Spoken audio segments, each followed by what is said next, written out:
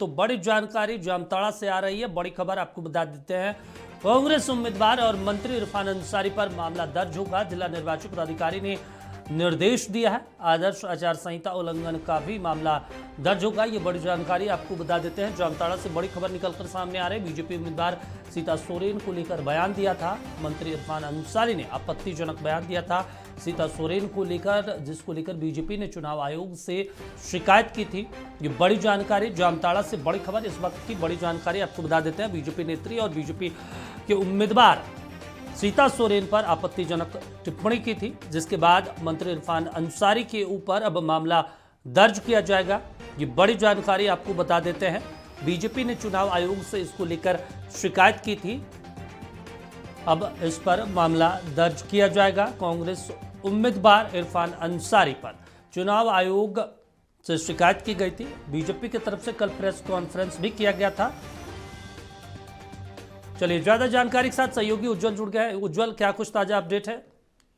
जी, आपको मैं बता दूं कि सूबे के ग्रामीण विकास मंत्री सह जामताड़ा से कांग्रेस प्रत्याशी इरफान अंसारी के विरुद्ध आदर्श आचार संहिता उल्लंघन का केस दर्ज करने की तैयारी चल रही है।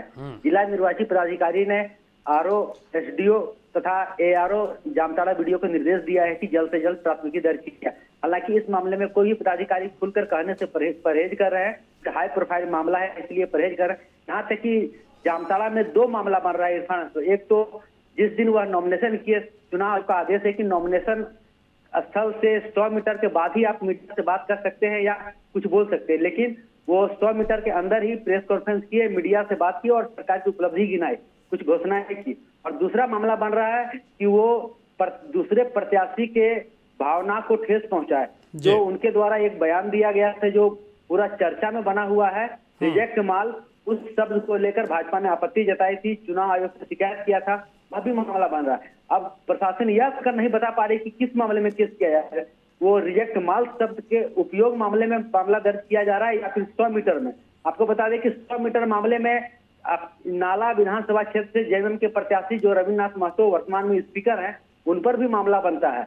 और इस मामले में जब मैंने जिला निर्वाची पदाधिकारी तथा वहां के आरओ से बात की तो कोई भी कुछ भी कहने से परहेज कर रहे हैं। कुल मिलाकर यह माना जा सकता है कि चूंकि दोनों प्रत्याशी हाई प्रोफाइल है, इसलिए शासन कुछ भी खुलकर कहने से परहेज कर रही है। जी चलिए, ठीक है उज्जवल, नजर बना रखे। तमाम जानकारी देने के लिए शुक्रिया आपका। तो बता दें, जामताड़ा से ये बड़ी खबर, उज्जवल हमारे सहयोगी बता रहे थे कि मामला दर्ज किया जाएगा।